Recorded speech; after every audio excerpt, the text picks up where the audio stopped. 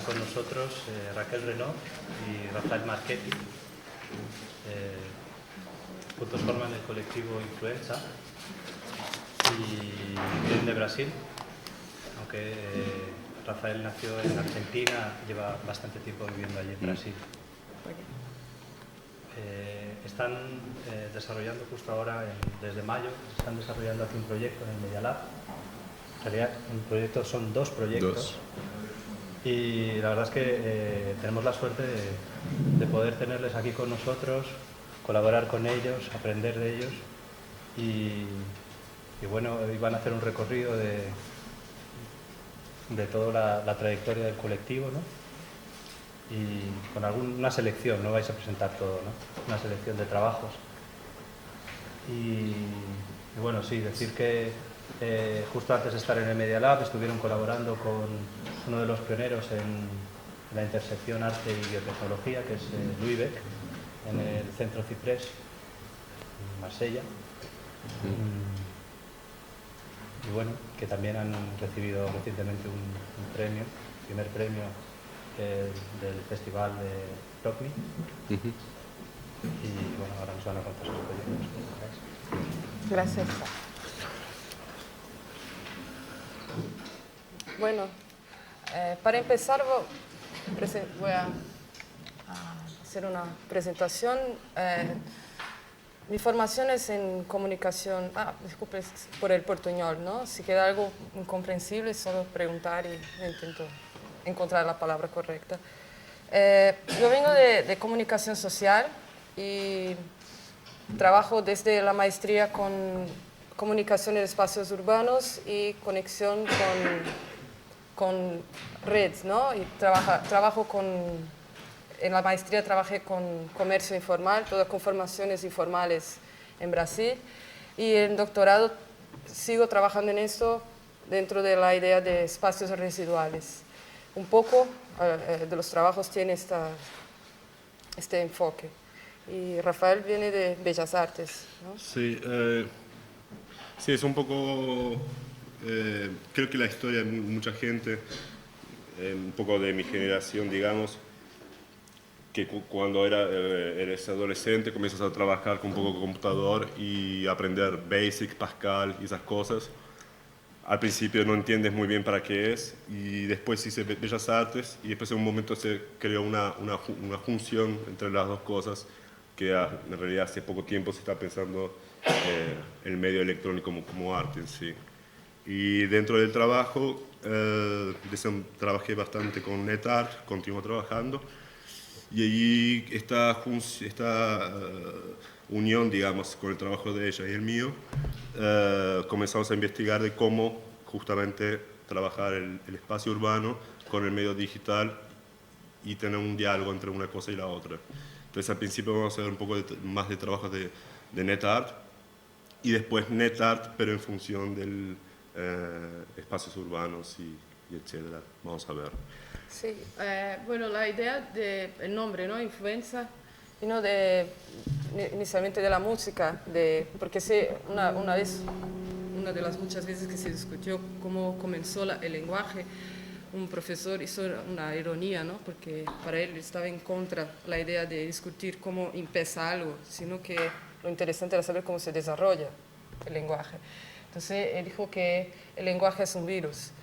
Y eso, inicialmente para nosotros, ¿no? De la generación de 80, 90, nos acordamos de la música de Laurie Anderson.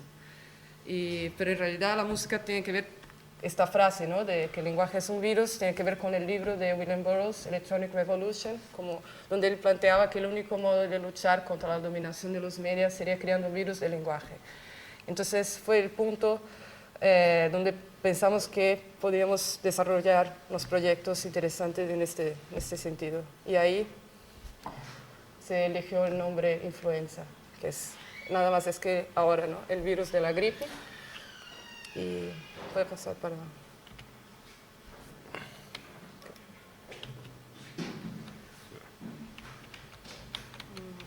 No pasa.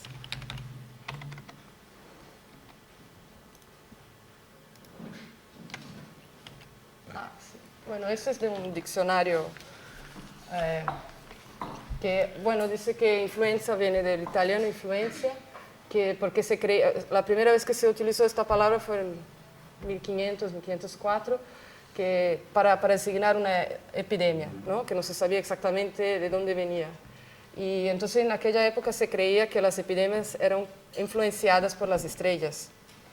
Y desde ahí se acuñó este término, influenza, que en 1933 se descubrió, se localizó el virus de la gripe y ahora es un nombre científico genérico, ¿no? Porque existen varios tipos de gripe, pero el nombre científico de la gripe en general es influenza. Y que también nos interesó desde el inicio este planteamiento que trabaja con la idea del cuerpo, el espacio y todas estas contaminaciones, ¿no? Esa cierta metáfora, ¿no? Que ya viene en el nombre mismo. Y bueno, el primer trabajo. Sí, el primer trabajo, bueno, nuestra dirección de internet es esa, influenza.etcetera.br. Bueno, el etcétera es un poco llama la atención, porque en el momento de crear el dominio, en Brasil tiene una relación de, bueno, .com, de comercial, .edu, y como tienen otros registros de dominios. Y en el momento de construir el sitio, realmente no nos vimos en ninguno de esos catalogaciones, entonces quedó el etcétera, o sea, Lo que sea. lo que sea. En este sitio, antes de ver el sitio, un poco me gustaría Contextualizar. Exacto. El porqué del sitio. Cuando hablamos del lenguaje, del soporte medio, ¿no? El medio web, no quiero entrar en la parte de la información, pero sí como medio web, él se ha creado a principio, como principio, ha traído mucha analogía del mundo real. Dentro de ese contexto, tenemos en el caso del el gran impacto que creó los medios electrónicos, la web, de colocar libros adentro de un computador. Y ahí esa relación acabó creando toda una jerarquía, o sea, en la web tú tienes un directorio, tienes una catalogación, especialmente cuando hablamos de navegador, tenemos las iconografías utilizadas de relación de para adelante, para atrás, volver, tener un índice, y esa estructura es muy parecida al archivador, ¿no? Cuando hablamos de una biblioteca.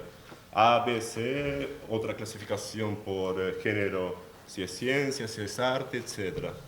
Entonces, como vimos que realmente cómo se estaban las propiedades que se están creando para el lenguaje web era muy importado, se estaba importando el mundo real para el mundo digital, que está bien, pero al mismo tiempo acaba sin querer esos iconos, esas referencias, acaba simplificando un poco, bastante, mimetizando bastante lo que es realmente el medio digital y la web. Desde relaciones como hablar de seguridad y colocar un candado, sí. El archivo ser la agenda de papel, y aquí la pasta, la carpeta, en fin. Bueno, es lo que plantea Ted Nelson hace mucho tiempo. Él tiene una crítica muy dura con relación a toda este tipo de iconografía. Y dice que no es ni siquiera what you see is what you get, sino que what you see is what you get when you print, que es reproducción del papel con pérdidas, porque el papel se puede rascar, se puede destruir, no hay ningún tipo de relación como un estatus de arte, pero eso en la computadora está como si tuviera un vidrio, entonces no hay el tacto, no hay nada, y lo que se reproduce es el ambiente de una oficina muy aburrida. Y con todos los usos que se hace de lo digital, hoy en día sigue siendo el uso de masa, ¿no? Aunque sea dentro de universidades de todo, que trabajan con diseño gráfico, con diseño de web, todo sigue siendo la referencia. Eso es más fuerte si hay que pensar mucho también en el contexto. Este fue un trabajo de 2002 y hay que pensar en el contexto de Brasil. Un poco así como una semana antes en junio, estaba terminando las clases, que yo daba clases en Brasil durante los 4 años, en cursos y másteres de diseño gráfico, diseño de web y diseño de moda, y aún era muy difícil convencer a los alumnos que el código abierto y nuevas interfaces eran posibles. La gente ahí está muy, aunque sea muy joven y todo, está muy ajena a todo este movimiento que aquí, por ejemplo, en España ya está con más, tiene más fuerza, ¿no? Entonces es una cosa que para nosotros es bastante importante hacer este tipo de crítica.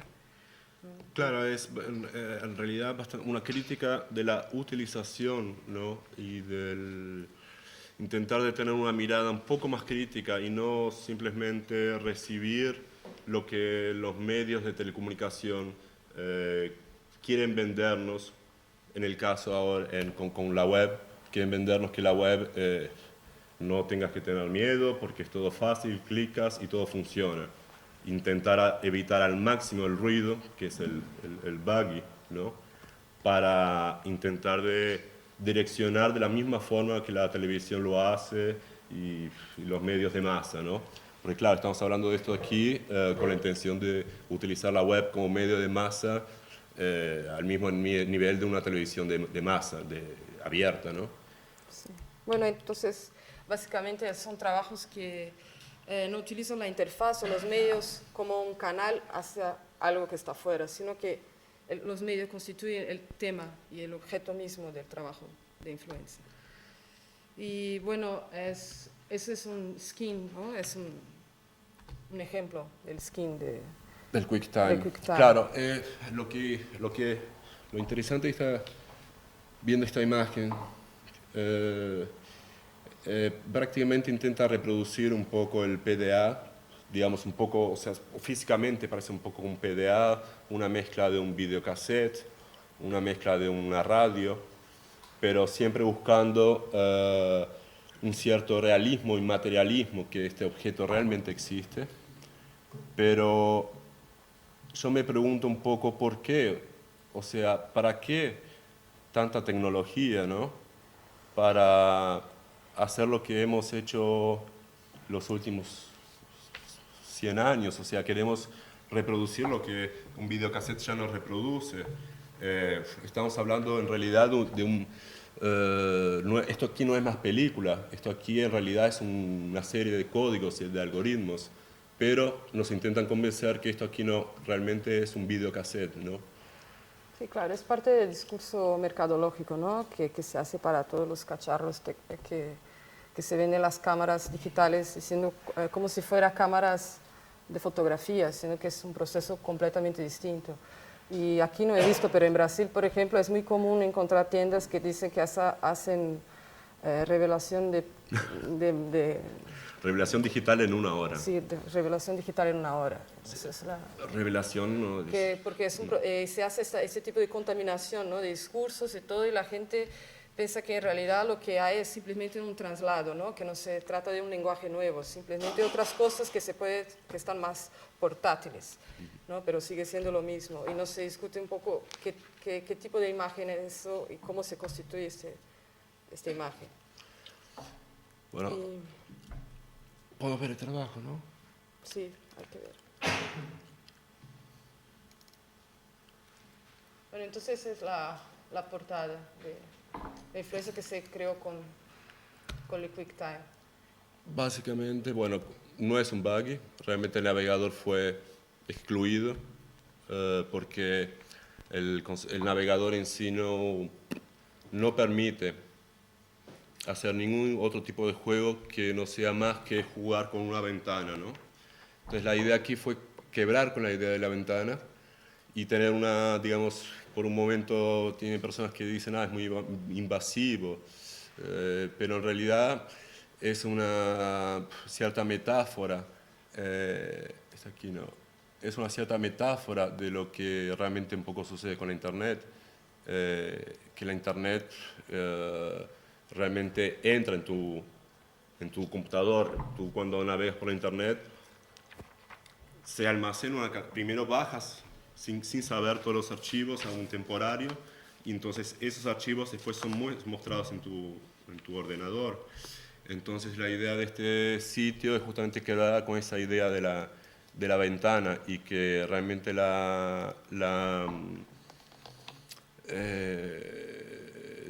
derrubar un poco, digamos así, la idea Sí, es un del poco, porque toda esa idea de ventana es como una ventana hacia un espacio virtual que, no sé, que te abre posibilidades de todo, cuando en realidad lo que hace es que te lleva para otras representaciones que están siempre como que aprisionadas en la realidad física, ¿no?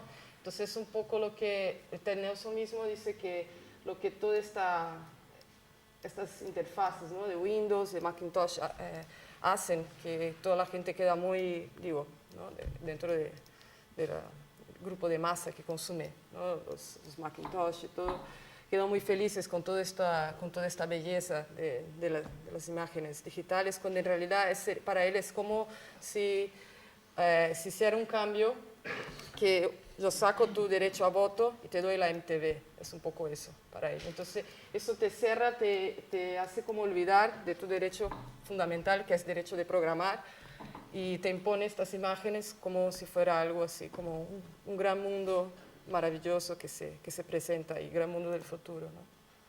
Claro, y también... Pode ir para o outro, né? ¿Sí? Bueno, el otro trabajo es sigue con esta proposición, pero ya habla de un otro aparato que sería las webcams, que también lo que pasa es que siempre los que en estos primeros trabajos fueron algunas cosas que encontrábamos, ¿no?, en discursos con los alumnos, visitando exposiciones, y mucho en los medios, mucho así, con periódicos, cómo se creaba el discurso sobre los nuevos medios. Y en un momento, eso fue también 2002, se hablaba demasiado de cómo las webcams estarían uniendo todo el mundo. Todavía, si pasé en el Google y tiene los sitios de ciudad, normalmente los sitios oficiales, ¿no?, de ciudad, y todo tiene webcams 24 horas, y como si fuera la posibilidad de conocer todo el mundo, ¿no?, en un clic. Y en realidad, una vez más, tenemos un problema. Es eso.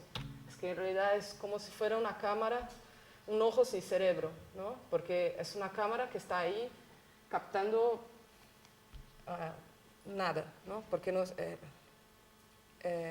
el aparato por sí mismo él no crea narrativas, él no crea una historia, él no hace conexión. Entonces eso está bastante claro, pero todavía siguen un discurso diciendo que la webcam es el modo de conectar el mundo y todo. Eso es. En Madrid, por ejemplo, la calle Atocha, y que es una avenida más, ¿no? Si uno mira también las webcams que hay en Nueva York, y eso en realidad es como tener la idea más deprimente de globalización urbana, ¿no?, donde todo se igual. parece a todo, ¿no? Porque es eso, pero no es eso que es Atocha, no es eso que es Madrid, ¿no? No sería esta la representación, ¿no? Entonces, bueno, aquí tenemos son cuatro experiencias iniciales. La primera, lo que hace es básicamente trabajar el webcam como un sensor de movimiento. En este caso, cuanto más movimiento tenga, las barras son mayores. Y en este caso específico tiene digamos así, una perla, porque fue construido justamente como este trabajo con una webcam USB, como es esta de aquí. Pero después de haber hecho este trabajo y tener este resultado y experimentar con una cámara de video DV con conexión Firewire, esos agujeros negros desaparecieron y solo aparecían el bloque blanco grande, ¿no? Y acababa todo por la pantalla queda completamente blanca. Eso es por un pequeño buggy de transferencia de la imagen de la webcam, porque la webcam es USB y da un pequeño quiebra, produce este ruido, digamos así, que particularmente me interesa más que con el resultado con la cámara DV, que es súper poderosa, tiene un flujo de datos muy fuerte, y esta aquí te da un resultado más interesante, no sé, más constructivista, una cosa así, ¿no? no sé cómo definirlo un poco. Bueno, es la... Después aquí es otra pequeña experiencia. Y bueno, lo que nos interesaba en este momento también era trabajar un poco con la idea de esta imagen opaca, ¿no? Que no hiciera referencia a nada que está afuera. Entonces es una cámara que sirve como un sensor de movimiento, pero que te lleva a estos grafismos o cualquier otra cosa. Lo que McLuhan ha dicho que el término phony, que en inglés significa falso, el origen del término es tan falso cuanto una conversación telefónica. Y él menciona este ejemplo para decir que está en la raíz de la comprensión de lo que comprendemos como imagen, la idea de verdadero, ¿no? Y las cámaras son exactamente las webcams, ¿no? No digo la cámara de cine, todo que sirve para otras cosas, y Eisenstein ya nos enseñó eso hace mucho tiempo. Pero todo este discurso, ¿no? De las webcams y que se puede hacer fotos con aparatos, y realmente es para qué, es para aprender un momento, una realidad, y cuando se puede hacer otras cosas, ¿no? Porque estamos hablando de una imagen que son números, ¿no? No tiene nada que ver con la película, no tiene nada que ver con la prensa por la luz, como hace la película de foto, ¿no? Y era un poco eso que nos inspiró para hacer estos experimentos bastante Sí, sencillos, ¿no? claro, los primeros dos trabaja básicamente con la cuestión de la comparación entre un cuadro y otro. A partir de un cuadro y otro tienes una comparación algorítmica de cuánto que es el porcentaje de diferencia de un cuadro para otro. Ahí tú ganas bastante simple, ganas un porcentaje, a partir de eso crear este tipo de diseños más abstractos. Después de estas dos experiencias más abstractas dijimos, bueno, vamos a trabajar con la imagen real. Entonces, comenzando a construir unas cosas un poco más, en este caso un poco más abstracto, pero fragmentando ya la imagen, y al mismo tiempo cuando tienes un movimiento, también Brusco, ¿no? de vuelta la cuestión del sensor de movimiento, hacer una reconstrucción de este vidrio, parece un vidrio roto prácticamente. Y después, por último, esto aquí es básicamente un juego, justamente cómo estamos trabajando con el movimiento, con el sensor de movimiento. La idea fue comenzar a descomponer esa imagen para que acabe creando en cierta forma un mosaico, digamos así. Entonces aquí es un pequeño juego que puedes ir haciendo con texturas de colores, Sí. y acabas creando Es un conjunto que no es, está más hacia la abstracción o estampas, que está más lúdico que realmente una creación, el reflejo, ¿no? O la captación de lo real, ¿no? Eso es. Bueno, esos dos trabajos, bueno, no estamos haciendo una presentación cronológica, sino de temas para que quede más sencillo, ¿no? Comprender un poco cómo fue el recorrido, porque como eso pasó en algunos años, y yo tengo mi investigación, Rafael tiene proyectos paralelos con Pereza Febril también, que es un otro colectivo.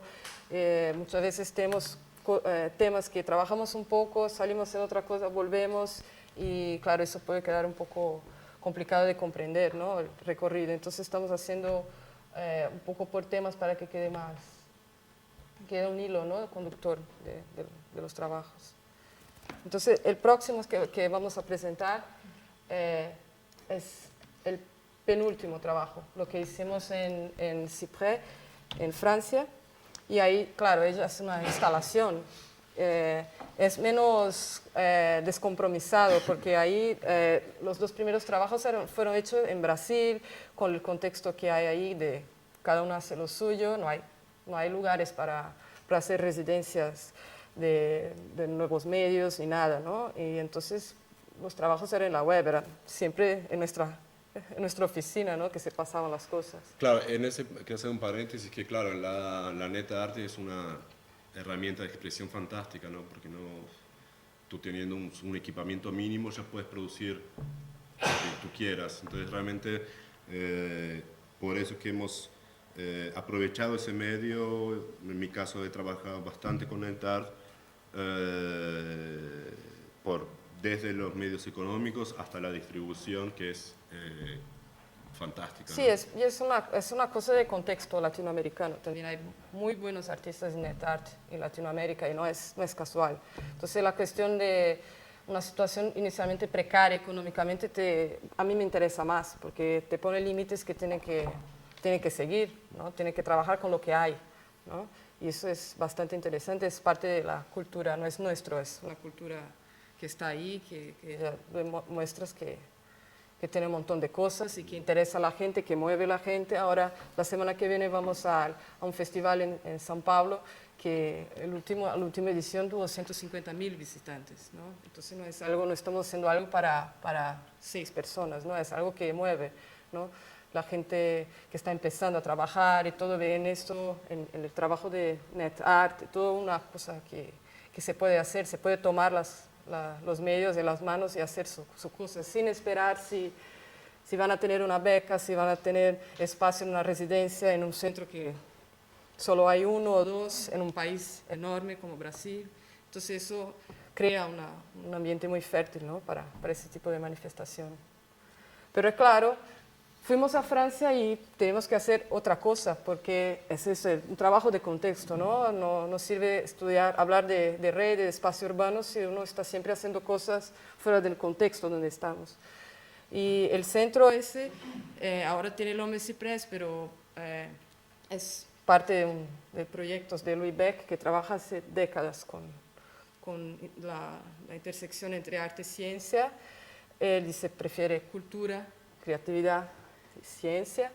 Y bueno, nosotros no tenemos una tradición de biotecnología y ni queremos, no digo nosotros dos, ¿no? Porque tenemos el ejemplo de Eduardo Kac y otros brasileños que empiezan investigación, que tienen trabajos reconocidos, pero nosotros no queríamos simplemente empezar ahí con biotech de una hora a otra, pero hablamos con él y teníamos muchas conexiones, ¿no? Pero el trabajo tenía que reflejar eso, no podía ser solamente estar al nivel de la conversación. Y entonces lo que hicimos fue intentar, bueno, pasamos 6 meses ahí y estuvimos participando de un proyecto europeo que se desarrollaba ahí, que se llamó Altern, y estamos en medio del proceso en que la gente estaba trabajando, ¿no? Con esto. Y había unos técnicos muy buenos que trabajaban con modelaje y animación 3D para crear los bichos que plantea Louis Beck, ¿no? Y el punto que más nos interesó de todo eso es que él está en contra del uso de hacer la vida artificial como si fuera una mimetización de la vida real. Y dice, ¿para qué sirve eso? La naturaleza siempre va a ganarnos, ¿no? Entonces a la Disney, ¿no? Como él mismo dijo, siempre van a tener Hollywood, que va a tener más plata para hacer las cosas mejor, ¿no? Si estamos hablando de, sí, Hollywood ya los gana siempre.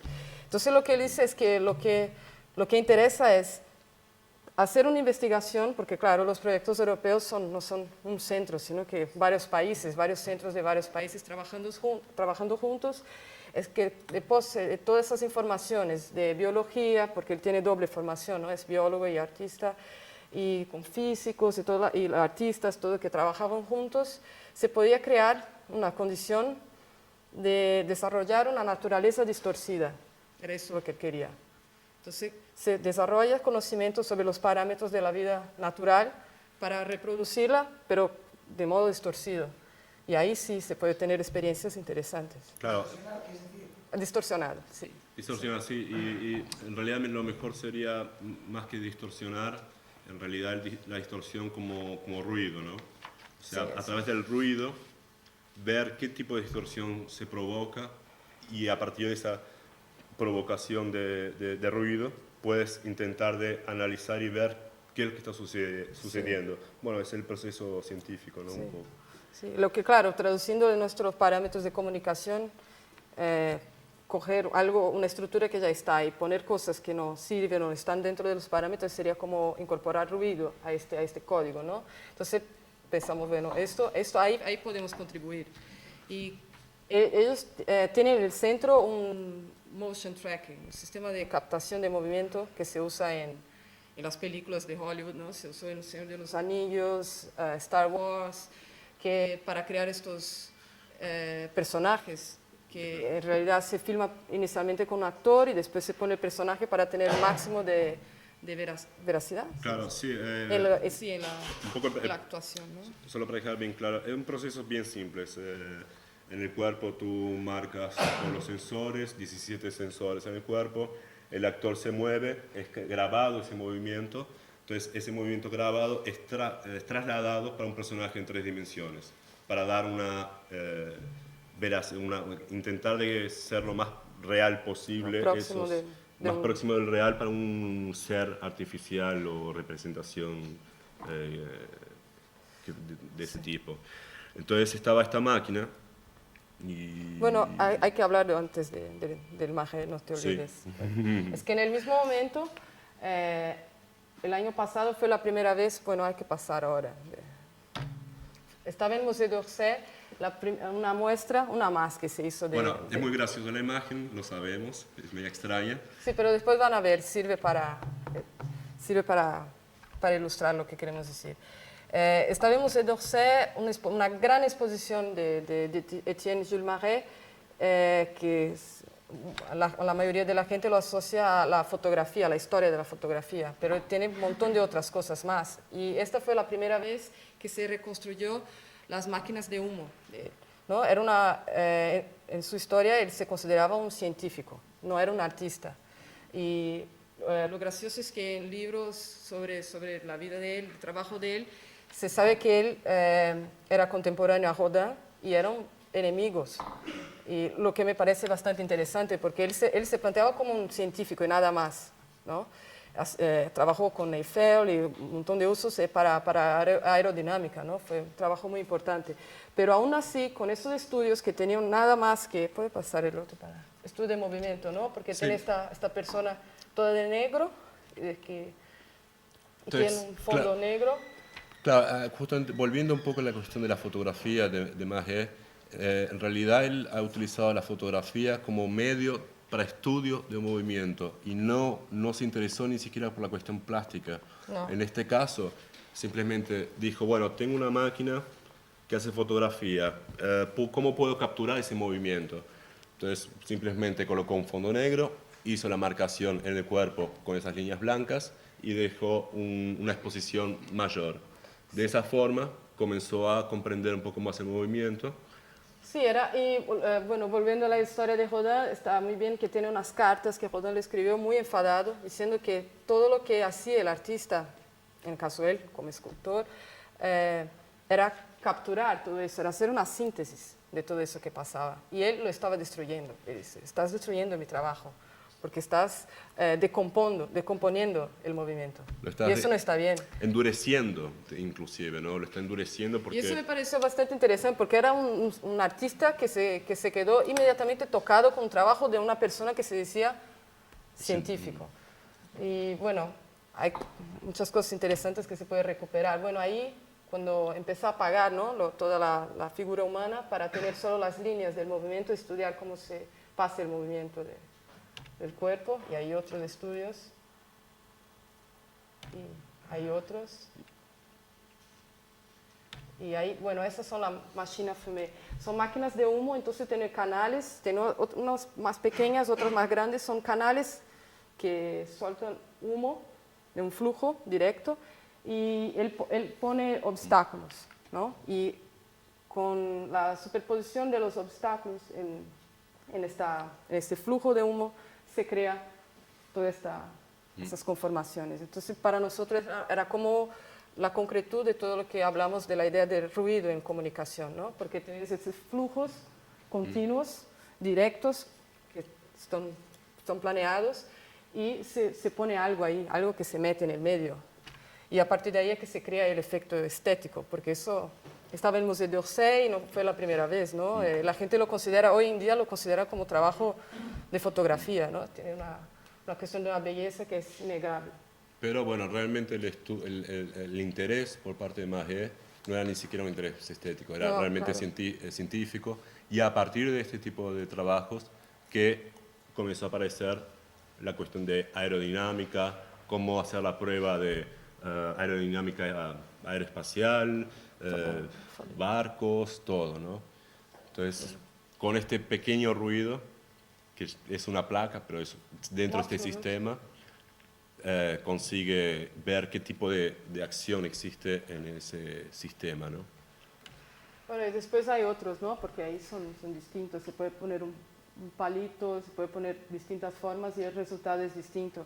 Entonces tiene que ver con si hay ventos, si no hay, y la forma del objeto. Entonces para nosotros era exactamente la idea de comunicación que comprendemos nosotros, que no es emisor-receptor, no es una dualidad controlable, es ambiente.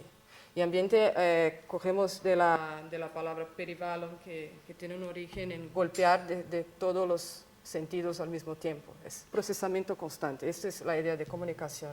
Que hoy en día, claro, se habla de rizoma y todo, pero en realidad tiene esta misma base, ¿no? Entonces, vamos a enseñar cómo fue, ¿no?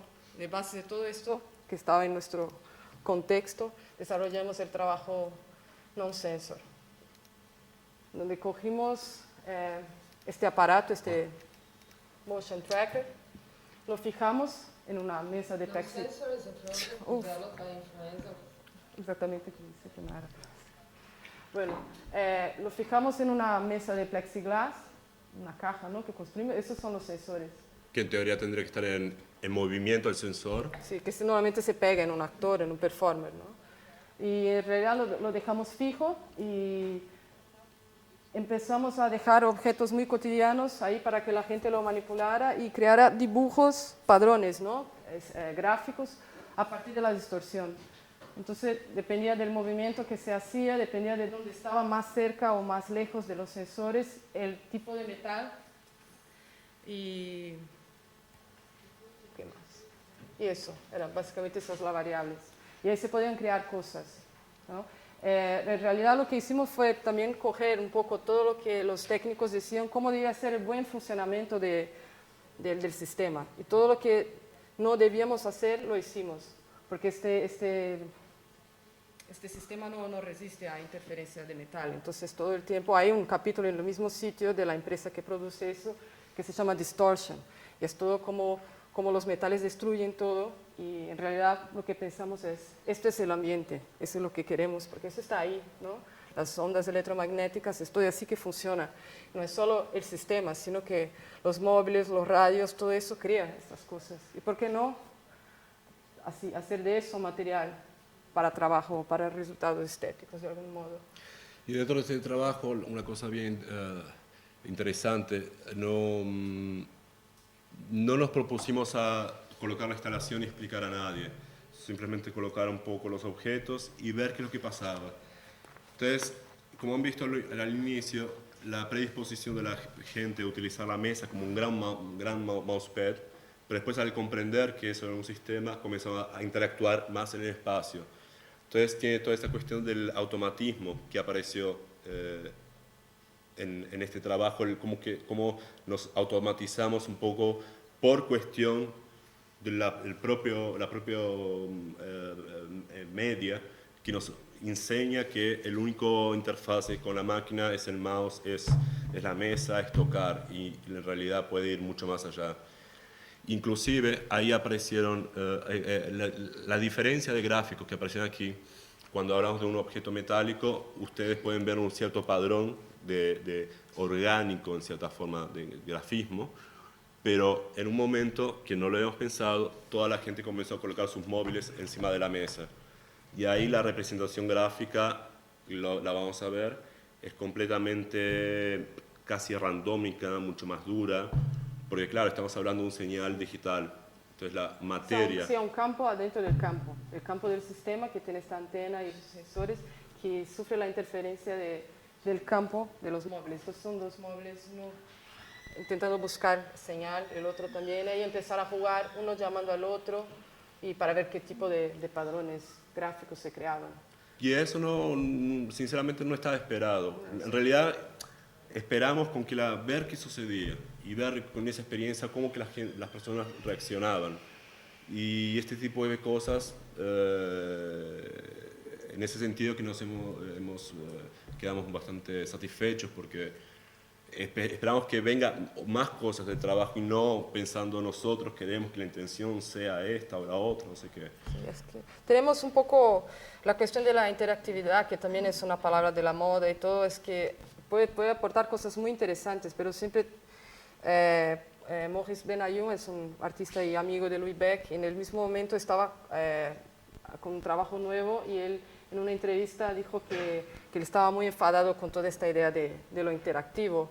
Y él había creado un organismo que al final, después de mucho estímulo por parte del usuario, él se quedaba como sin forma, completamente una bola así que amorfa. Y para él la idea era exactamente hacer una quiebra con toda esta idea de interactividad, porque decía, mira, si veo trabajo de artistas que dicen que lo mejor testeo es ver si la gente quiere interactuar y si las cosas son interesantes y todo. Y él dice, pero ¿cuál es la diferencia entre eso y hacer un testeo de mercado para ver si mi producto sufre aceptación o no? Entonces, al final hay que tomar un poco de cuidado porque la idea de interacción puede ser un poco confundida con la idea de, bueno, nada más de mercadológica, ¿no? Sí, claro, que no se resume solo a acción y reacción, o sea, las máquinas, mecanismos del auto, de la era industrial, eso ya lo estaba haciendo. Entonces, creo que si hablamos de medio digital, intentar de buscar qué es lo que realmente este medio nos puede proporcionar, que sea alem de la acción y reacción, ¿no? Sí. Entonces, sí, como en este caso, intentar de abrir un poco más la caja negra de esa máquina que era preconcebida para captación de movimiento y demás, y realmente ver cuál es su naturaleza, esa máquina. En ambiente, ¿no? También. En ambiente y la posibilidad de experimentar, ¿no? Claro, y descubrir cómo verlo, la historia de... Salir un poco de hombre y máquina, que traslada un poco la idea de emisor y receptor. Y sí, en las clases de comunicación ya se sabe que la idea de emisor, receptor, mensaje ya está un poco antigua. Hablar de hombre y máquina como si no hubiera un ambiente, interferencias y todo eso, es como caer en el mismo error, ¿no? Solo para hacer me interesa hablar de la parte técnica, solo un paréntesis. Inclusive lo estamos discutiendo aquí en el corredor de por qué hicimos esto. Pero bueno, lo hicimos por esta cuestión, el procedimiento técnico, ¿no? El procedimiento técnico tiene varias cuestiones para ser discutidas. En este caso, en esa época, teníamos un dominio del lenguaje más de web, en consecuencia trabajando con Flash y demás, y queríamos trabajar con una interfase bastante seca, digamos así, que sea más evidente lo que está sucediendo y sin intentar de crear camadas o colocar sonido para que sea una mesa de un piano electrónico de ondas. No nos interesaba tanto esa cuestión. Y dentro de ese contexto, la solución que tuvimos, básicamente, el sistema está constituido por una antena, por los sensores, una pequeña microprocesador que ya está todo pronto, le da la salida para la red, de todo el flujo de datos, y esto aquí es un dato importante, el tipo de protocolo utilizado, como tú tienes que trabajar en tiempo real, si utilizas un protocolo TCP/IP, que es de la internet, que trabaja en paquetes de información, le manda un paquete al computador, y cuando llega, el computador solicita el otro paquete, aquí en este caso no, porque tú percibes un flujo de información muy constante, entonces el paquete, el protocolo es UDP, que es un protocolo que consigues una velocidad muy grande de información que pase por ese protocolo, pero al mismo tiempo existe una pérdida de información muy grande. Pero como es en tiempo real, no interesa tanto. Y ahí básicamente era capturar, para llegar hasta el flash, que era lo que dominábamos para crear la interfase, pasamos por el Pure Data, que es un software básicamente nació en sonido, para que él mande esa información para un Java server que se llama Flock y transformando este paquete UDP en formato de sonido para mandar en protocolo TCP/IP, que es el que el Flash hasta en esa época trabajaba. Ahora creo que está trabajando otros nuevos protocolos, no lo sé. Y después ahí llegando NuFlash. En realidad Flash fue el medio que teníamos en la mano para para representar. No puede haber sido hecho en otros programas. Por eso que digo, hasta qué punto me interesa. Es interesante saber, sí, pero también el procedimiento técnico también no puede ser determinante al trabajo que tú estás haciendo. Entonces, lo que teníamos en la mano, lo cogimos, hablamos con otro y pronto, resolver el problema. Como siempre. Como siempre. Como estamos acostumbrados, ¿no? Bueno, ahora es el mapa, ¿no? Sí. Ese trabajo fue el primer trabajo después del skin. Pero como tiene que ver ya con la idea de mapas, de espacio urbano y todo, lo vamos a poner en esta secuencia, ¿no? Que es un sound toy, pero es un juego que no es un juego.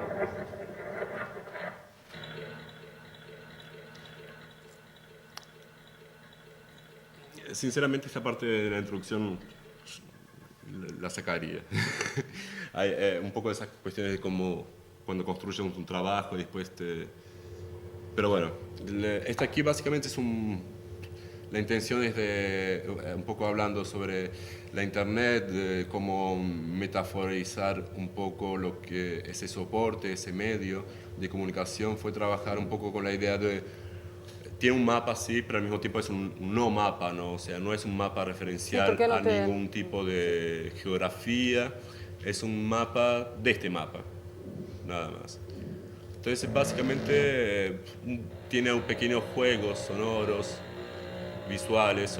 Hoy en día, por ejemplo, se tiene en el sitio de soundtoys.net, que tiene así una cantidad enorme de trabajos en este sentido. Y nada, esto aquí es básicamente, los invito a jugar en sus casas, que son Es que, bueno, tiene su parte de juego, pero tiene una parte que no es juego. También dentro de esta idea de lo que debería ser interactivo y que en realidad puede se transformar en una actuación bastante automatizada. Lo que nos interesó fue que en emoción artificial, que es considerada una bienal, ¿no?, de nuevos medios en São Paulo, vimos un trabajo que estaba muy bien de un artista que trabaja con mezclas de textos de autores como Nietzsche. Se llama Plató Online. Él crea textos que están muy bien, pero en realidad son hechos de fragmentos de un montón de textos y no tiene autoría ni nada. Pero si uno lee el texto y tiene ahí como Plató y tiene Nietzsche, solo los grandes, pasa. Y parte de su investigación doctoral también es averiguar eso, como la repercusión de este trabajo en estudios de alumnos, ¿no? Porque se encontró mucho. Y bueno, estaba este trabajo ahí que la gente tiene que escribir, tiene que, no sé, llamar por temas, por autores y todo. Y al final hubo una de las personas que hacía como unos clics seguidos y una amiga estaba diciendo, ¿y este qué es? El otro, no, eso no pasa nada, porque hago clic y no pasa nada.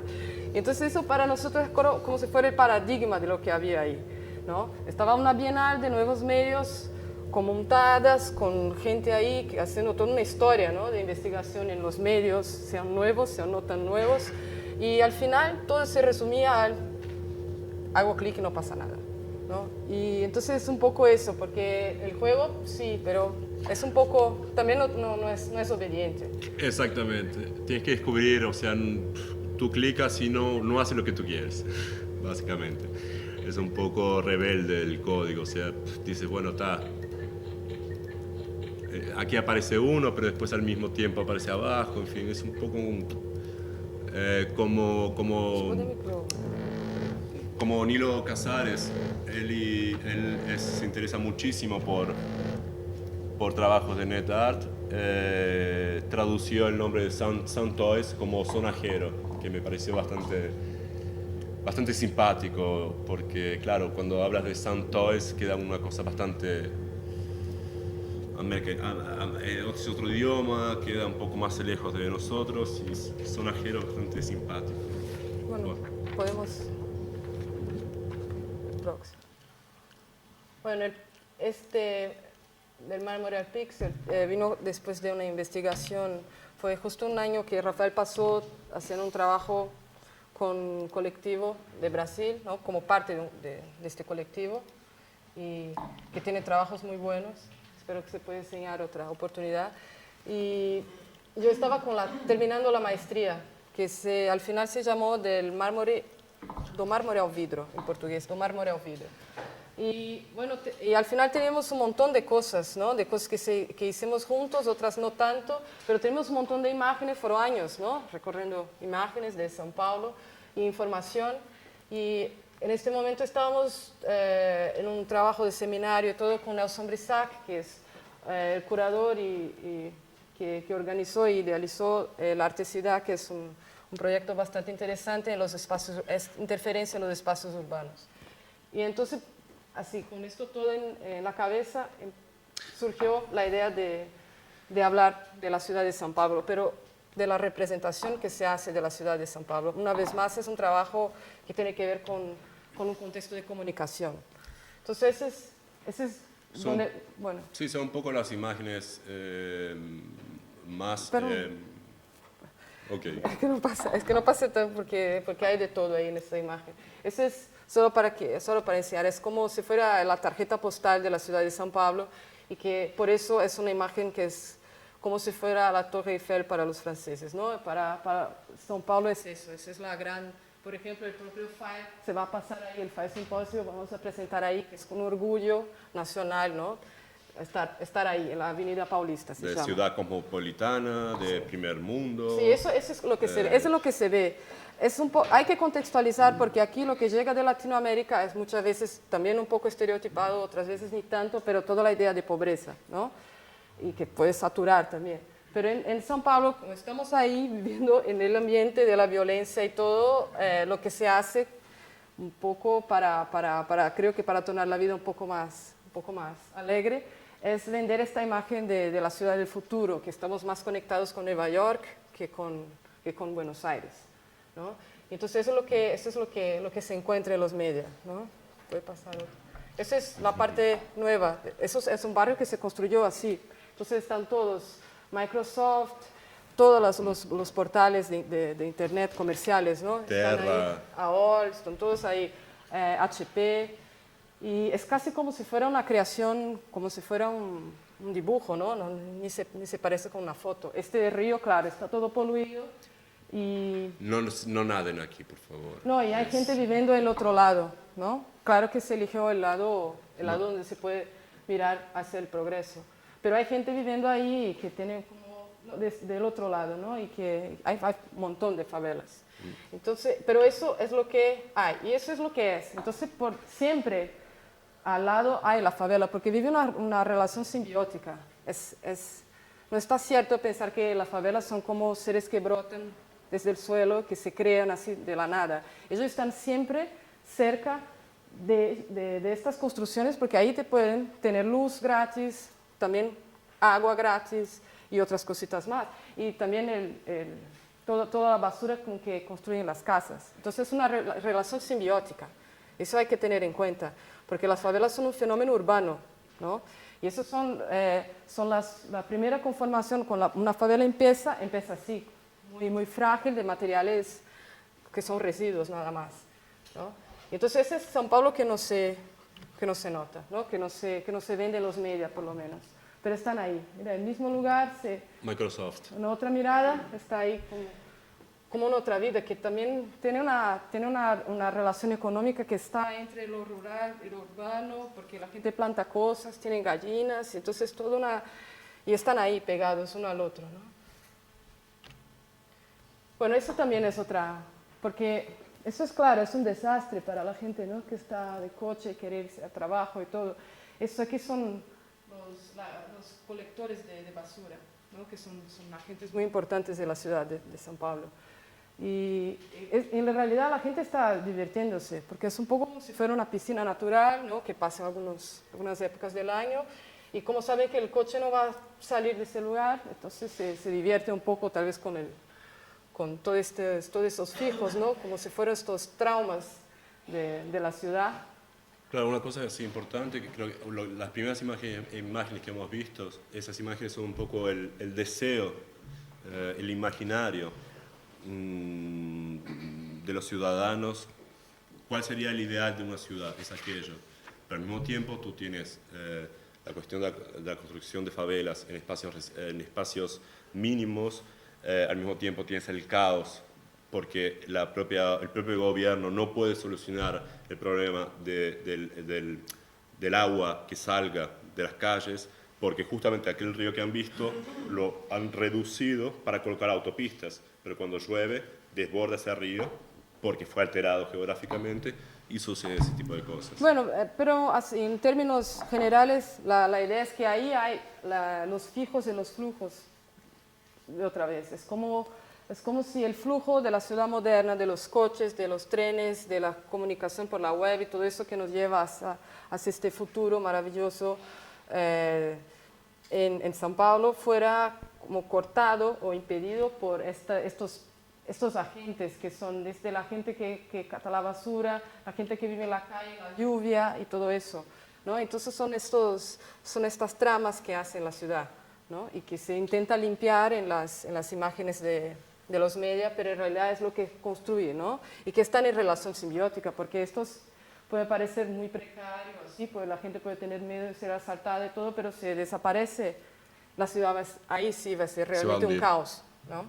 Porque hay que pensar, por ejemplo, que tiene 95% del nivel de reciclaje de aluminio, por ejemplo, en São Paulo, en Brasil, y es hecho por esos agentes, porque no hay programa de reciclaje de basura en Brasil. Claro, o sea, el mismo problema que están viendo ahí, porque la gente coloca basura y que va al caño y se tapa todo. Si esa gente no levanta esa basura, eso es peor todavía. Entonces es una... Claro, y ahí desde todo, ¿no? Reciclaje, y ahí hay ya basura tecnológica un montón, ¿no? Y ahí a partir de ahí se desarrollan otras actividades y con los colectivos y todo que empiezan ahora y que está bastante bien, ¿no? Eso es un poco, es la idea, ¿no? De calles que se cierran por la cantidad de gente, todo eso es la idea de fijo y flujo, ¿no? En la ciudad. Claro, bueno, una cosa que hemos olvidado para contextualizar, para quien no lo conoce, São Paulo es una ciudad de 15 millones de habitantes, ¿no?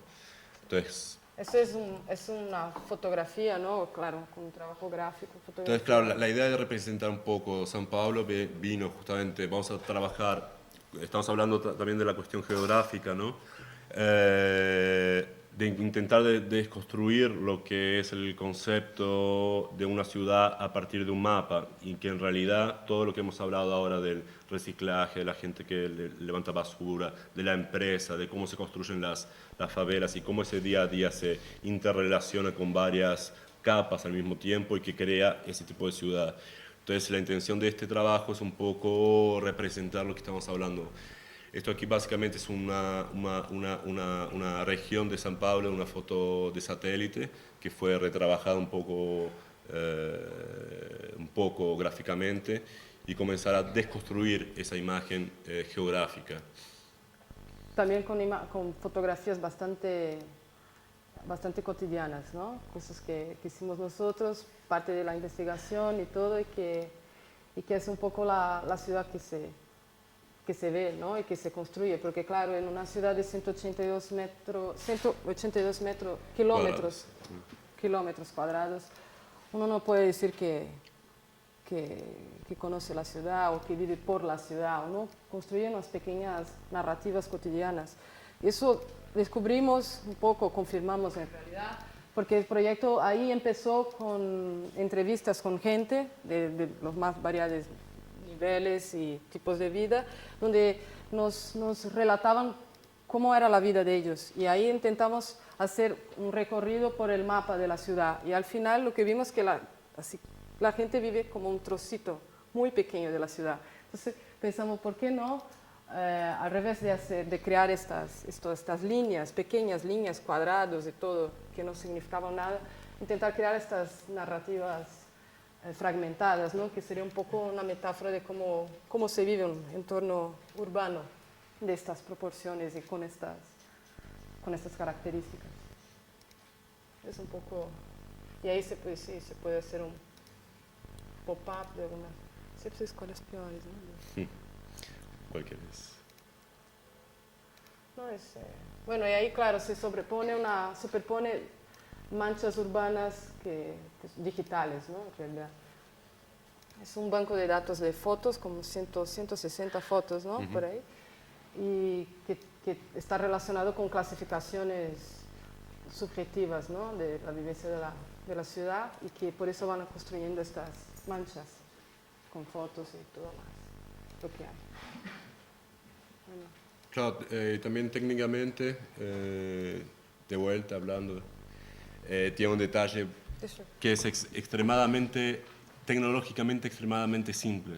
Es un flash y el banco de datos es un archivo de texto. Porque cuando nos propusimos hacer esto sin ningún tipo de dinero, en nuestro caso no dominamos, claro, conocimos la cuestión de la estructura de un banco de datos, pero trabajar directamente, entonces dijimos, ¿por qué complicar con un banco de datos MySQL o no sé qué, si nuestro objetivo es trabajar con una cosa más simples? Entonces dijimos, bueno, vamos a recorrer al banco de datos más simples, el primer banco de datos, que era un archivo de texto con los datos, y era suficiente, no precisamos más datos. Bueno, entonces pues pasamos al otro. El Media Lab. Y también con la experiencia de conocer un poco los proyectos de Media Lab y todo lo que nos contaminó, ¿no? Porque creo que está bastante claro que los proyectos son obra de contaminación de contexto donde estamos, ¿no? Un centro de investigación, una ciudad, una investigación académica. Y, lo que nos interesó es que, claro, llegamos en un momento que había el taller de Zachary, ¿no? Que estuvo muy bien y pudimos hablar con él, que estaba todos los días de los talleres ahí mismo antes, ¿no? Estaba por la mañana ahí, y pudimos desarrollar los conocimientos, ¿no? de processing que se comenzó a hacer en Francia, pero después no, por ocasión de tiempo y todo, no pudimos continuar. Y al mismo tiempo con todas estas investigaciones sobre la ciudad, ¿no? Fotos y sonido y cosas que quedaban en la cabeza, ¿no? De vivir en la ciudad, que para nosotros es bastante, ¿cómo voy a decir?, rápida en términos de ritmo, ¿no? Y teníamos la idea ya desde el inicio del proyecto de trabajar con un circuito desarrollado. Bueno, se queda ahí, que está muy fuerte. Ese sonido grabado del metro y de la ciudad de Madrid, y ahí son unas 500 fotos de Madrid. Sí, básicamente la construcción de este trabajo es a través del análisis del espectrum del sonido. Por otro lado, tenemos la reproducción de un archivo ya creado de sonido, pero la captación del sonido es de la reproducción del grabado más el sonido del ambiente. Entonces es jugar con esas variables, de la variable, digamos, estática del grabado, pero al mismo tiempo captar del ambiente que está expuesto. Sí, claro, intentando hacer esta relación entre espacio urbano y red de comunicación, estamos en medio de un desarrollo de un circuito que es un circuito bastante barato que va a captar actividad de los móviles en una manzana más o menos. Y esto no es contenido ni nada, sino que líneas de actividad, ¿no? Y eso se va a utilizar como input para cualquier otra cosa, cualquier otro resultado que se intente crear, ¿no? Con gráficos o de sonido. Y que eso tiene que ver un poco con lo que uno de los problemas que tuvimos en NonSensor, que es trabajar con un sistema como el Polemus. Es un sistema que cuesta como mínimo 5.000 euros, ¿no? Un sistema de 4 sensores. Y lo utilizamos 8 y tenemos que comprar o por lo menos estar en un centro que tuviese un motion tracker de 15.000 euros. Lo que torna, por ejemplo, enseñar el NonSensor en Brasil algo imposible y que para nosotros era un tanto contradictorio, ¿no? Y entonces pensamos, no, hay que... Y claro, y al final todos los contactos que hicimos con el Polemus, claro, la gente de Polemus se quedaba completamente aterrorizada porque ellos trabajan en la portada, ¿no? del sitio de Polemus, tienen gente que trabajó en la parte técnica de Los Señor de los Anillos y todo esto, diciendo cómo estaba bien, ¿no?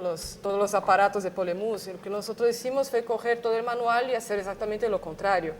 Entonces, mostrar todo eso, eso se desarrolla por el problema, por deficiencias del aparato. Entonces, claro, no estuvieron muy a gusto, ¿no? de darnos un Polemus para que fuera destruido, ¿no? Y Louis Beck tenía idea de poner un pez eléctrico ahí y todo, y al final no se pudo hacer un contacto. Y al final pensamos, bueno, estamos ahí trabajando sobre contextos urbanos y todo eso, y con un aparato de 20.000 euros, ¿no? Entonces todo eso... Claro, a partir de eso nos interesó bastante al ver el tipo de resultado, trabajando con la onda electromagnética pura y con el contexto urbano y con toda esa limitación que tiene ese equipamiento que es muy caro y todas las cuestiones políticas. Dijimos, bueno, vamos a desenvolver algún dispositivo circuito con un costo más bajo para trabajar con el ruido de la ciudad. Entonces, en ese caso, si todo sale bien, mañana está pronto el circuito y vamos a comenzar a experimentar qué tipo de inputs nos da y comenzar a trabajar de vuelta. Sí, claro, el taller de Arduino que hubo también es algo que es así como fundamental para ese trabajo, son ideas que nos aportan más que herramientas para un trabajo artístico, estético, sino que ideas para plantear al contexto brasileño y todo, porque aunque sea contradictorio, está lejos, ¿no? del ambiente de gente que trabaja con nuevos medios ahí y todo. Entonces hablar, si open source ya es algo que se desarrolla un poco al margen de lo artístico en Brasil, hablar de open hardware más difícil, ¿no? Pero son los aportes, ¿no? que estar aquí, estar en el centro y tener contacto con los artistas e investigadores nos dan. Ese es el comienzo de la cosa. Bueno, es eso que tenemos que presentar. Si no entendieron nada, vamos a tomar cerveza. Pero no, nada, si quieren alguna duda, pregunta, duda técnica, experiencia.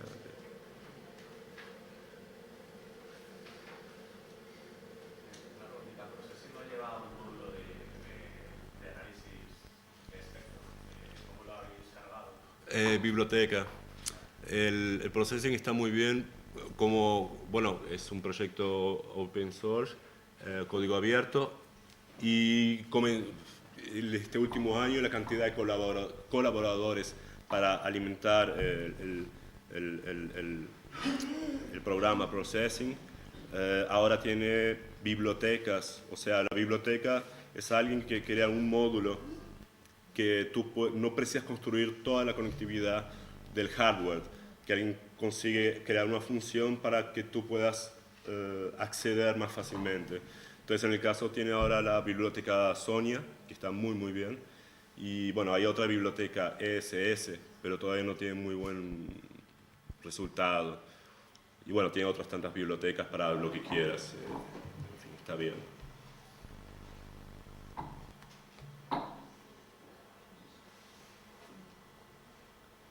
¿Qué tipo de público creéis que ve vuestras obras? ¿Todo tipo de público? No tengo la menor idea. Público, audiencia. No sé, es que lo que... Bueno, es que eso está bastante, por increíble que parezca, pero está bastante dividido. Por ejemplo, este trabajo bueno, este no enseñamos todavía, entonces no podemos decirle, y no está listo. Pero el otro, ¿no? El de San Pablo, fue un trabajo de un poco de discusión con Nelson, nada más que eso. Pero al final fue como fuimos invitados a presentar el file y ganó un premio ahí. Y después en México estuvo muy bien. Entonces es un trabajo que tiene un recorrido que es básicamente Latinoamérica, ¿no? De gente, digo, claro, que hay gente que lo ve y no le gusta, no pasa nada, ignora y todo, pero la receptividad fue muy intensa en Argentina, en São Paulo, Río es uno de los proyectos que ganó el PROGNI y México. México fue como, porque eso evaluamos porque como es un sitio de web, podemos ver los accesos, ¿no? Y países y todo. Y sabíamos que estaba en un festival ahí. Y fue como hasta ahora, eso pasó hace unos 6, 7 meses y hasta ahora es como un super pico de acceso. Creo que tiene que ver porque Ciudad de México es una ciudad que está en un contexto bastante similar.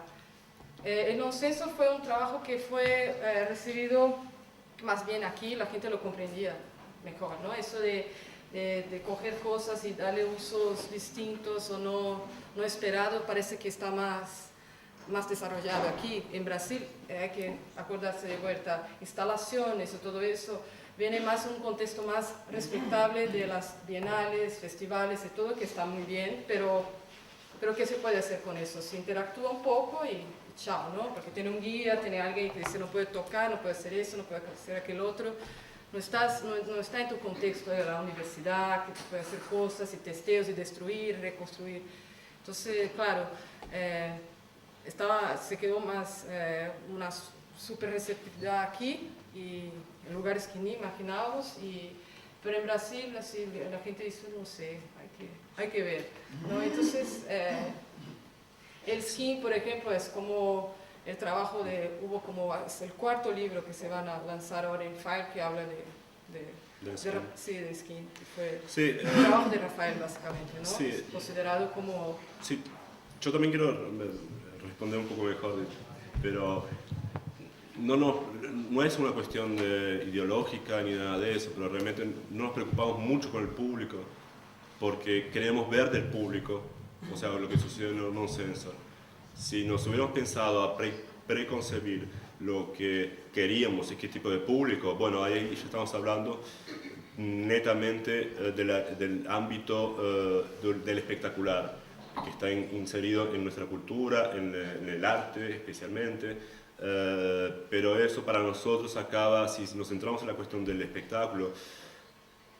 Pero ya no tanto esto, sino que si la gente, o sea, lo entiende o le interesa o pasa olímpicamente, a lo mejor solo es un grupo de gente que está enterada de estas nuevas tecnologías, lo entiende y entonces le interesa, o cualquier persona, a lo mejor, por ejemplo, el experimento este que hicisteis, el proyecto que se movían los objetos y tal, ¿qué tipo de gente iba bueno, en la ciudad era toda la gente porque le pareció divertido, ¿no?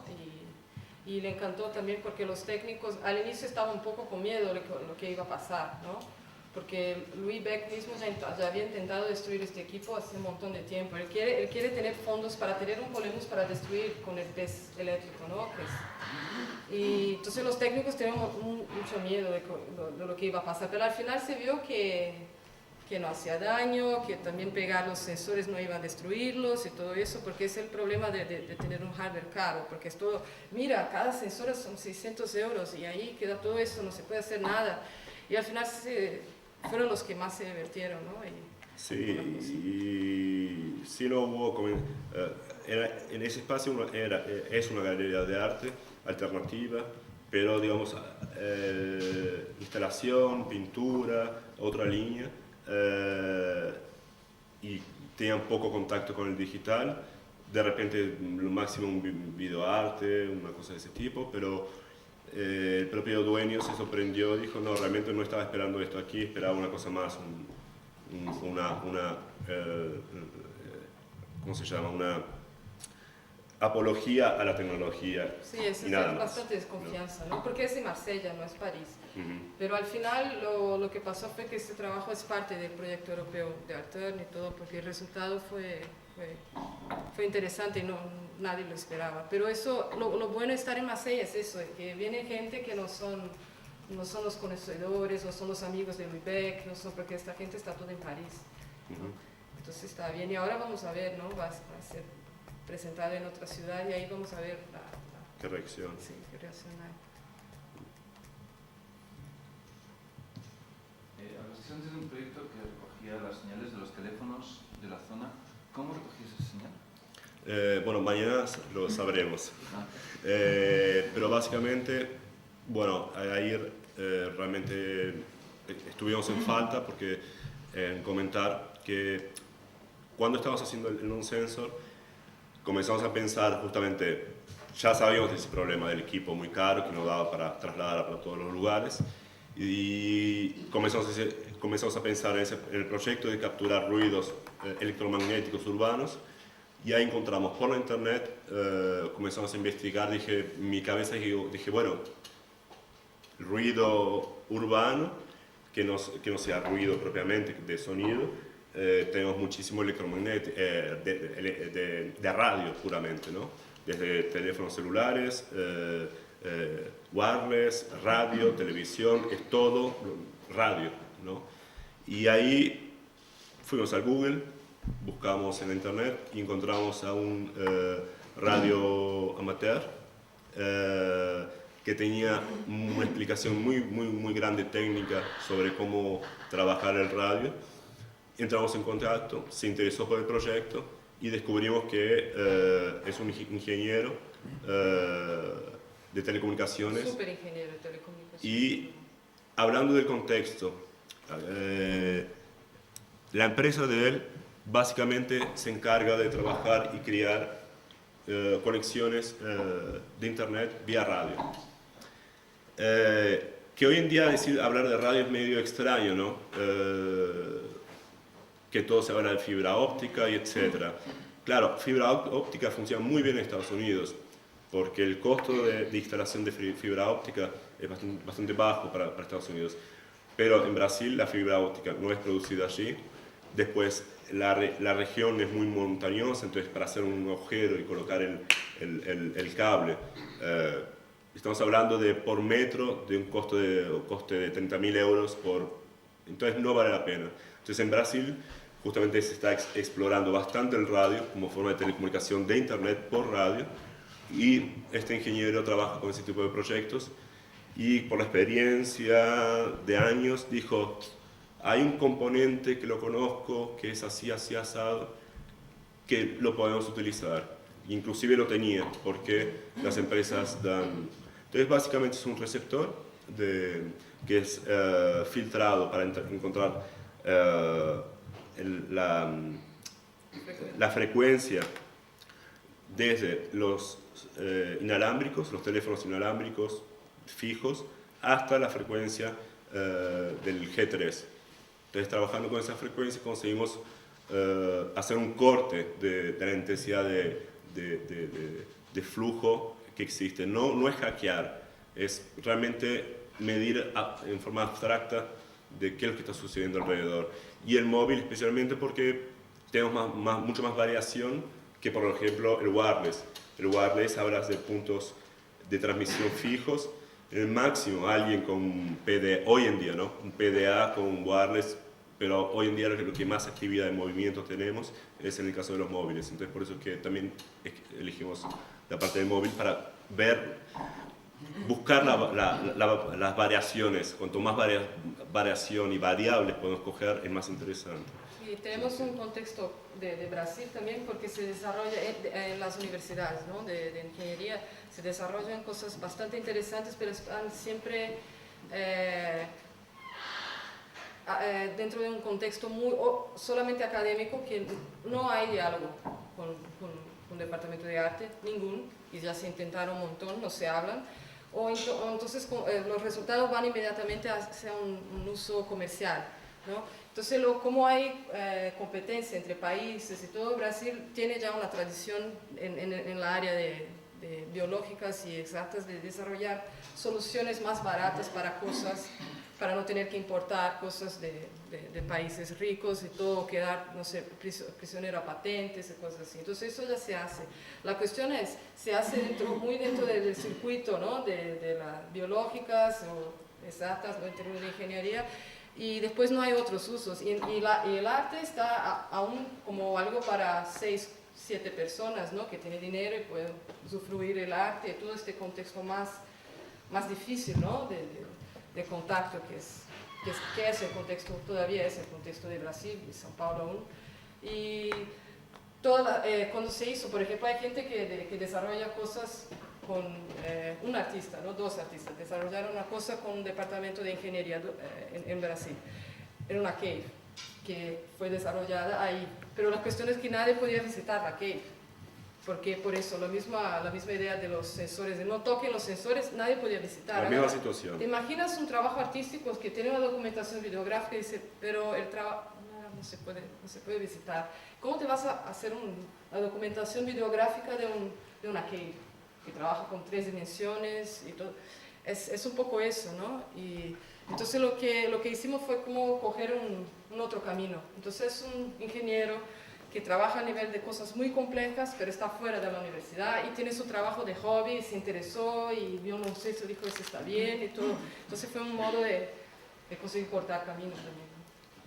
Muy interesante. Es que yo iba a comentaros que también Cristina Kubis hizo aquí en Madrid hace unos meses una obra, no sé si la visteis o llegasteis a escuchar, de interferencias sonoras, y ella estaba intentando también, bueno, ella estaba intentando hacer perceptible toda esa contaminación electromagnética en la que estamos inmersos todos los días y que normalmente no percibimos, pero que nos afecta probablemente de alguna manera sin saber muy bien cuánto ni cómo. Y me preguntaba si vosotros también estabais intentando hacer visualizar, digamos, de algún modo, todo ese flujo de electromagnetismo o otro tipo de señales que, en fin, que están ahí pero no las percibimos claramente. Sí, lo que, está un poco percibible, que lo que nos interesa muchísimo la cuestión visual y la interfase, ¿no? Entonces, justamente como has dicho, es en cierta forma, a través del visual, materializar una cosa que no es perceptible, ¿no? Es el camino de hacer relación entre espacio urbano y nuevos medios sin caer en la metáfora siempre. Nada en contra, nosotros mismos tenemos esto en trabajo, pero en un momento de intentar dar más concretud, porque todavía es algo que se discute aún en Europa, Estados Unidos, que la gente que trabaja con lo urbano tiene mucha desconfianza en hablar la gente de nuevos medios, quedan como si fueran como dos espacios distintos, ¿no? Y estamos intentando hacer esta conexión y el camino que elegimos fue ese, ¿no? Está haciendo eso. Sí. No, volviendo a la cuestión del público, respecto a la instalación de non-sensor, yo creo que el éxito, bueno, para mí el acierto de esa instalación es que es extremadamente sencilla, ¿no? Entonces es muy fácil de comprender su mecanismo simplemente manipulando los elementos, ¿no? O sea, mientras te digan, mientras sepas que puedes tocar un poco, ya ves los resultados directamente, ¿no? Entonces a veces el riesgo de la programación, de los ordenadores o de todas las posibilidades que permiten, precisamente lo que decíais antes de ponerle música, ¿no? O sea, se podría poner música con las señales. Habéis visto las interferencias que producían los móviles, ¿no? O sea, son unos picos ahí amenazadores, ¿no? Entonces ya a uno se le ocurre que podía poner gritos o que la imagen se proyectara sobre las ganancias de las compañías de móviles, no sé, empezar a poner capas que al final, en vez de abrir significados, además suelen ser capas excesivamente simbólicas, ¿no? Lo que hacen es cerrarlo, ¿no? Exactamente. Sí, claro, es un poco, hay este libro que hablé, ¿no? The World Made Flash, tiene 2 capítulos que habla de la historia de los códigos, ¿no? Como código como forma de arte en la historia occidental. Y él empieza hablando de gente que utiliza la idea de código para fragmentar, ¿no? Es un poco como lo que hacen una persona como Fry, como gente que trabaja con arte generativo, ¿no? Desde una cosa que puede ser de alguna forma sencilla, se hace como una explosión que uno piensa que se genera, ¿no? Solo ahí en la pantalla, ¿no? Y lo que hacemos, y eso está muy bien, yo soy una gran fan de todo este tipo de práctica, es que nosotros vivimos de una otra historia, ¿no? Creo que no es casual que ellos sean artistas, ¿no? De bellas artes que están intentando encontrar este camino en lo digital, y lo que hacemos es un trabajo de comunicación y es un histórico de trabajo ahí en lo comercial, en la web, en los medios y todo. Entonces, exactamente lo contrario, es síntesis, es como deshacer exceso de sentido, no es poner sentido, aunque no estamos en contra, nada, sino que son 2 caminos, ¿no? Son 2 caminos. Bueno, es que evidentemente si estáis haciendo algo teniendo en cuenta que el público vaya a participar, tenéis que tener en cuenta con qué público podéis conectar, si va a llegar a todas las personas o si alguien se va a quedar fuera. Es que, claro, es que una vez más hay que tener, es que lo que hacemos es investigación. Aquí se llama artística, en Francia no, el centro mismo no se ponía ahí. Y para el centro donde estamos ellos eran más radicales en la cuestión de no querer saber del público. Es una investigación de Louis Bacon, el grupo de científicos, ¿no? Y nosotros tampoco somos así de radicales, pero concordamos un poco con Benayoun que hay que tener un poco, porque estamos hablando de lo digital, que está ahí con la industria de entretenimiento. Son las mismas máquinas, son Polymus en Star Trek y Polymus en Non-Sensor, y está todo ahí. Entonces sí, hay que ver qué parámetros son esos. Yo preguntaría qué es la receptividad del público y para qué es esta receptividad antes de pensar en eso, porque se puede hacer una estructura que es una estructura de mercado, ¿no? Eso te puedo decir porque es donde yo trabajaba exactamente con investigación de mercado, ¿no? Y una de las cosas que empecé, fue la razón por que empecé la maestría, fue eso, fue qué es público, qué es mercado, qué es la idea de ethos, qué es la idea de etnia, todas son cosas que pueden ser bastante crueles, ¿no? En sus concepciones. Claro, y bueno, inclusive dentro del texto que tienen en la presentación de esta charla, realmente esa comunicación, cuanto tú puedes abarcar a un público más masivo, el mensaje es más pobre. Sí, eso sí, ese es el punto de la publicidad. No lo decimos La nosotros. eficiencia de la publicidad es comunicación rápida, ese es el instrumento, ¿no? Lo que me pregunto es si la rapidez, eficiencia y comunicación sin ruido es exactamente los parámetros que tenemos que tener en cuenta aquí. Y creo que no, y ahí claro, la recepción puede quedar bastante dubia o fragmentada o claro, y no sé. De todas maneras, comparado con los espacios tradicionales de exposición de objetos, creaciones artísticas, qué mejor espacio de exposición que la propia red, y que tú puedes realmente tener acceso, estés donde estés, a una serie de trabajos, de investigaciones, de creaciones, de dinámicas que están en la propia red. Y estoy seguro que el trabajo vuestro lo han visto más personas que las que suelen normalmente frecuentar el espacio en la galería. Sí, Con lo cual, sí que el concepto, la idea del público, el público ya no existe, es de que existe por supuesto, pero digamos, está el usuario, está el participante, está este espacio de comunicación que permite además a la distancia tener acceso con los autores o el grupo que está planteando un proyecto en la web, y genera una dinámica muy distinta más allá de lo que es el público del museo, el público de la galería, el público del mercado, y estáis generando, tal y como lo veo, más un espacio de comunicación, de experiencia, de percepciones, de conocimientos, precisamente de hacer visible estáis hablando de las ondas, de frecuencias, de las interferencias que no vemos pero que están ahí, y yo creo que tenéis ahí una riqueza de planteamiento y de distribución, utilizando el propio medio. Y claro, comprendo que también el modo de construir el trabajo de alguna forma define un poco el público, ¿no? Porque está bastante claro en proyectos como este de São Paulo, el Skin y todo, que son trabajos para web. ¿Cuántos segundos tarda para que eso se desarrolle en la pantalla? Pero eso es web, este es web.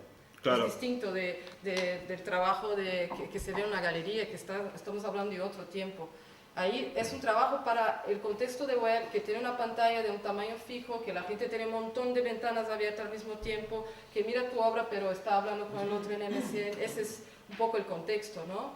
Entonces, en este punto es un poco lo que creo que Karen está hablando. No es un público como decir hombre y mujer, una edad tal, que vive en São Paulo, vive en México, sino que está hablando para un medio específico. Eso sí, pero si está en Francia o no, Eso no, o si es hombre, mujer, o si es rico, ¿no? No, ya, si no, no me refería a... O sea, mi pregunta iba más dirigida a si realmente lo que hacéis conecta con cualquier persona, sea pues a lo mejor la clase social o cultural que sea, si le interesa, porque una cosa es entrar y otra cosa es que le interese lo que ve, porque puedes entrar y decir no me gusta. Claro. ¿Sí? Sí, pero eso, yo creo que en el caso de la red, ya lo ha comentado Karin, está claro, ¿no? Pero en el caso de las instalaciones que se expongan en algún centro de arte, eso ya sería responsabilidad de los directores o de los comisarios que hayan seleccionado la obra para presentarla dentro de un contexto. Y ellos son, en ese caso, los que tendrían, en conversación con los artistas, pero los que tendrían que ver hacia qué público va dirigido, qué público acude a ese centro. Y entonces, no creo que sea ellos cuando se pongan a diseñar una obra o a investigar, piensen ya a qué público va dirigido. En principio, pues para ellos dos, ¿no? Supongo, para vosotros, ¿no? Y luego ya... Sí, sí. Un poco sí, Y al mismo tiempo, volviendo a la web, y lo que dijo, reforzando lo que dijo ella, que pensamos para el medio, por supuesto que nos preocupamos con que sabemos que la interfase, el usuario que va a acceder a nuestro trabajo, la interfase de él es esta de aquí, es un teclado, es un mouse, en su casa, inclusive yo tengo bastante, no me siento ni siquiera cómodo en mostrar trabajos web aquí. Sí, él no quería enseñarle un trabajo web. Por mí le daba el papelito porque... ¿Qué sucede? Si vosotros no han visto nuestro trabajo antes, es una pena, porque ustedes ya lo han visto y van a ver nuestro trabajo con un filtro que somos nosotros. Eso no hay como quitarlo. Pero sí existe una preocupación concreta, o sea, cuál es la interfase que el usuario tiene, que en el caso de WebApp tiene.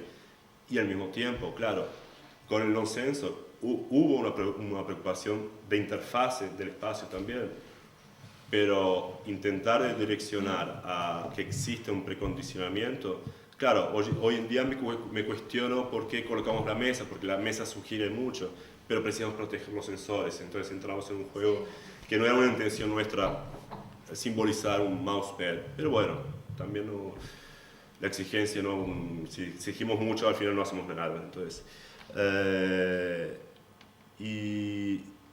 Pero básicamente la cuestión de la preocupación, yo espero que alguien que vea nuestros trabajos tenga un mínimo de curiosidad, no por nuestro trabajo, curiosidad por cualquier cosa. Porque si la persona espera que sea en una posición pasiva de una televisión, bueno, nuestro trabajo... No, pero eso es distinto, por eso digo eso. Medio de computador es distinto el usuario de un computador y el usuario de la tele, aunque sea el mismo usuario.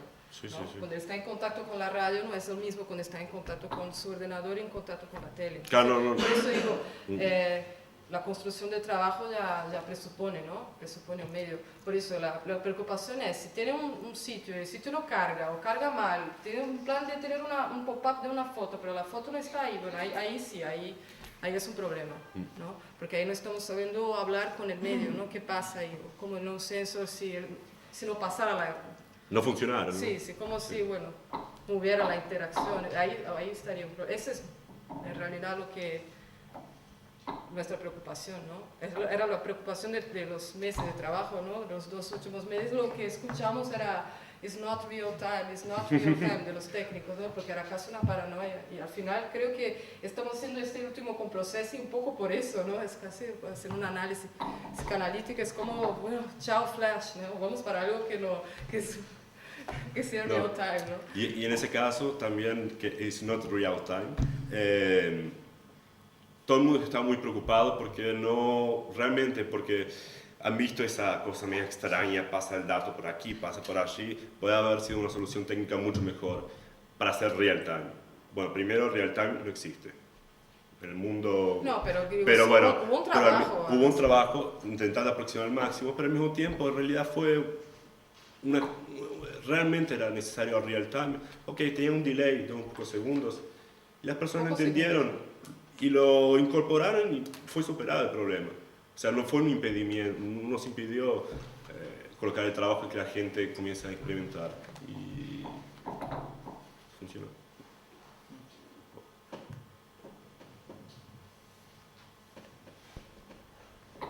Bueno. Gracias. Antes sí que quería comentaros que el próximo jueves es una jornada especial, va a durar todo el día,